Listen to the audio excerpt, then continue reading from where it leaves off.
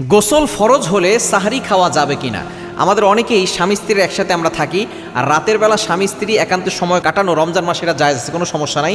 তবে দিনের বেলা খাবার থেকে বিরত থাকতে হবে, স্ত্রী সহবাস থেকে দূরে থাকতে হবে। রাতের বেলা স্বামী স্ত্রীর কাছে যেতে পারবে, কোনো সমস্যা নাই।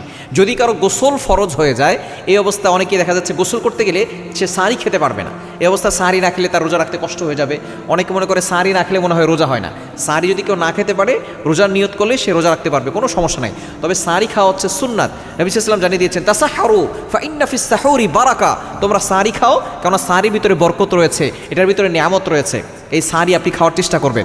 এখন যদি আপনি কারো গোসল ফরজ হয়ে যায়, সে যদি গোসল করতে যায়, দেখা যাচ্ছে যে সে সাহারি খাওয়ার সময় পাবে না, এই ক্ষেত্রে সে ফরজ গোসল অবস্থায় যদি সে সাহারি খায়, তাহলে তার রোজা হয়ে যাবে, তাতে কোনো সমস্যা নাই।